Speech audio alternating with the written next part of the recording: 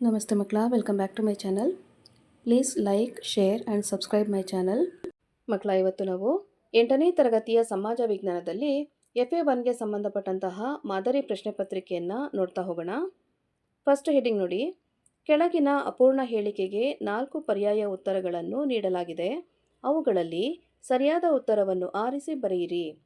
ಇಲ್ಲಿ ಒಟ್ಟು 2 ಪ್ರಶ್ನೆ ಇರುತ್ತೆ, ತಲಾ 1 ಅಂಕ ಸಿಗುತ್ತೆ. ಪ್ರಶ್ನೆ 1. ಮೌಖಿಕ ಆಧಾರಕ್ಕೆ ಒಂದು ಉದಾಹರಣೆ. ಆಯ್ಕೆಗಳು: ಶಾಸನ, ಲಾವಣಿ, ಅವಶೇಷ ಹಾಗೂ ಸ್ಮಾರಕ. ಪ್ರಶ್ನೆ 2. ಸರಕು ಸೇವೆಯಲ್ಲಿರುವ ಮಾನವರ ಬಯಕೆಯನ್ನು ತೃಪ್ತಿಪಡಿಸುವ ಗುಣ. ಆಯ್ಕೆಗಳು: ಆಸೆ, ತುಷ್ಟಿಗುಣ, ತೃಪ್ತಿ ಹಾಗೂ ಪ್ರತಿಫಲ. ನೆಕ್ಸ್ಟ್ ಹೆಡಿಂಗ್ ನೋಡಿ.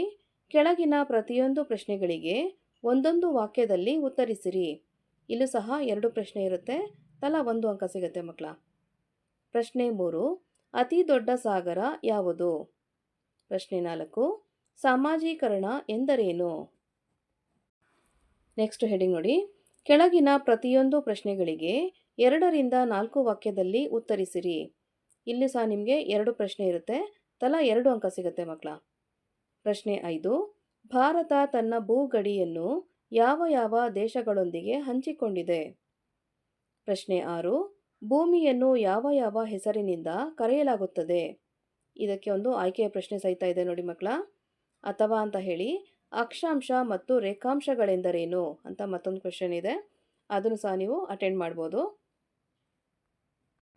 ನೆಕ್ಸ್ಟ್ ಹೆಡಿಂಗಲ್ಲಿ ನೋಡಿ. ಕೆಳಗಿನ ಪ್ರತಿಯೊಂದು ಪ್ರಶ್ನೆಗಳಿಗೆ 5-6 ವಾಕ್ಯಗಳಲ್ಲಿ ಉತ್ತರಿಸಿರಿ. ಇಲ್ಲಿ ಸಹ 2 ಪ್ರಶ್ನೆ ಇರುತ್ತೆ, ತಲಾ 3 ಅಂಕ ಸಿಗುತ್ತೆ. ಹಾಗೇನೆ ನಿಮಗೆ ಆಯ್ಕೆ ಸಹ ಇರುತ್ತೆ ಮಕ್ಕಳ. ಪ್ರಶ್ನೆ 7. ಮೊಹೆಂಜೊದಾರೊವಿನಲ್ಲಿ ಸ್ನಾನದ ಕೊಳದ ವಿಶೇಷತೆಯನ್ನು ತಿಳಿಸಿ. ಪ್ರಶ್ನೆ 8. ರಾಜ್ಯಶಾಸ್ತ್ರಕ್ಕೆ ಗ್ರೀಕರ ಕೊಡುಗೆಗಳನ್ನು ತಿಳಿಸಿ ಅಥವಾ ರಾಜ್ಯಶಾಸ್ತ್ರದ ಪ್ರಾಮುಖ್ಯತೆಯನ್ನು ತಿಳಿಸಿ. 2 ಪ್ರಶ್ನೆಗಳಲ್ಲಿ ಒಂದನ್ನು ನೀವು ಅಟೆಂಡ್ ಮಾಡಿ ಬರಿಬೇಕಾಗತ್ತೆ. ನೆಕ್ಸ್ಟ್ ಹೆಡಿಂಗ್ ನೋಡಿ. ಕೆಳಗಿನ ಪ್ರಶ್ನೆಗಳಿಗೆ 8 ವಾಕ್ಯಗಳಲ್ಲಿ ಉತ್ತರಿಸಿರಿ. ಇಲ್ಲಿ ನಿಮಗೆ ಒಂದೇ ಪ್ರಶ್ನೆ ಇರುತ್ತೆ ಮಕ್ಕಳ, 4 ಅಂಕದೊಂದಿಗೆ.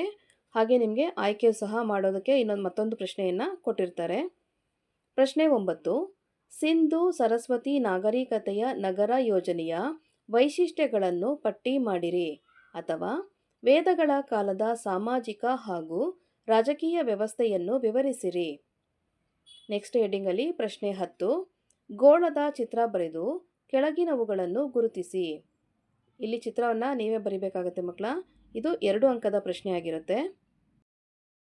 ಇಲ್ಲಿ ನೀವು ಗುರುತು ಮಾಡಬೇಕಾಗಿರುವಂತಹ ಪ್ರದೇಶಗಳನ್ನ ನೋಡಿ. 23 ಡಿಗ್ರಿಯಿಂದ 30 ಡಿಗ್ರಿ ಉತ್ತರಾಕ್ಷಾಂಶ, 0 ಡಿಗ್ರಿಯ ಸಮಭಾಜಕ ವೃತ್ತ, ಹಾಗೆ 0 ಡಿಗ್ರಿಯ ಭೂಮಧ್ಯ ರೇಖೆ ಹಾಗೂ 90 ಡಿಗ್ರಿಯ ದಕ್ಷಿಣ ಧ್ರುವ. ಈ 4 ಪ್ರದೇಶಗಳನ್ನು ನೀವು ಗುರುತು ಮಾಡಿದ್ರೆ, ಹಾಗೆ ಚೆನ್ನಾಗಿ ಚಿತ್ರವನ್ನು ಬರೆದ್ರೆ ನಿಮಗೆ 2 ಅಂಕ ಸಿಗುತ್ತೆ ಮಕ್ಕಳ. ಪ್ರಾಕ್ಟೀಸ್ ಮಾಡ್ತೀರಲ್ವಾ ಮಕ್ಕಳ? ಇಲ್ಲಿಗೆ 8ನೇ ತರಗತಿಯ ಸಮಾಜ ವಿಜ್ಞಾನದಲ್ಲಿ FA1ಗೆ ಸಂಬಂಧಪಟ್ಟಂತಹ ಮಾದರಿ ಪ್ರಶ್ನೆ ಪತ್ರಿಕೆ ಮುಕ್ತಾಯಗೊಂಡಿದೆ.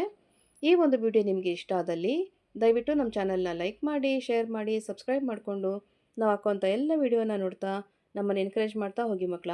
Thank you for watching. Bye bye.